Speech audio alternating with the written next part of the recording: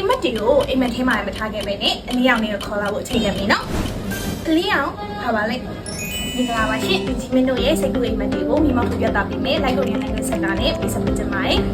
ကိုရီးယားလူမျိုးတွေနဲ့ရှင်ပေါင်းတမ်းပြီးစကားပြောနိုင်ဖို့ကိုရီးယားစာကိုအခြေခံကနေစလို့ level မြင့်နေအထိကျွမ်းကျင်စွာတက်မြောက်သွားစေဖို့အာမခံပါတယ်။ဒါအပြင်ကိုရီးယားယဉ်ကျေးမှုနဲ့စာပေကိုအချိန်တစ်ခုပေးပြီးတော့ဆရာထက်တန်စွာလေ့လာခဲ့တဲ့ဒီရရှင်းရှိဆရာမရဲ့ကိုရင်ကနေကြားပို့ချပေးမှဖြစ်လို့ဘာသာစကားတည်မှုနဲ့ပတ်သက်ပြီးကြောက်နေရတဲ့ခက်ခဲတွေကိုလည်းစိတ်ပူစရာမလိုဘူးနော်။ချိန်အင်းရဲ့အကွန်ခက်တွေမှာ24 hour မီ Wi-Fi စီစဉ်နေနဲ့ smart data တင်စားနိုင်မှု position နဲ့ထားရှိထားတဲ့အတွက်ကြောင့်မို့လို့နေရာထိုင်တဲ့အတွက်ကတော့လုံးဝကို perfect ပါပဲနော်။အတန်းတိုင်းကိုလည်းလူကြီးကတ်တက်ပြီးတော့လက်ခံပေးရကြောင်းမို့လို့အကြောင်းသားတစ်ယောက်ချင်းစီတိုင်းကို focus လုပ်ပြီးစာကိုမရမချင်းလေ့ကျင့်သင်ကြားပေးပါရရှင်။စာတစ်မျိုးနဲ့သင်ကြားရတာမဟုတ်ပဲကိုရီးယားနဲ့ပတ်သက်တဲ့ယဉ်ကျေးမှုတွေ knowledge တွေကိုလည်း share လုပ်ပေးခြင်း။ဒါနဲ့မှလည်း fan ဖြစ်နဲ့ပါဝင်နိုင်မယ့် activity များ game များဆောက်စားပြီးတော့တခြင်းတွေဆိုကြရင်လည်းပျော်ရွှင်တက်ကြွနဲ့စာသင်ရမှာပဲဖြစ်ပါတယ်။အိမ်မက်တွေဆိုတာအိပ်ပြီးတော့မနေရမှာမဟုတ်ပဲအားလုံးမြင်အောင်မြင်အောင်ထုတ်ပြရမှာဖြစ်လို့အခုပဲ Like Korea Language Center ကိုညှိနှိုင်းလာခဲ့ဖို့အတွက်ကိုဖိတ်ခေါ်လိုက်ပါစီရှင်။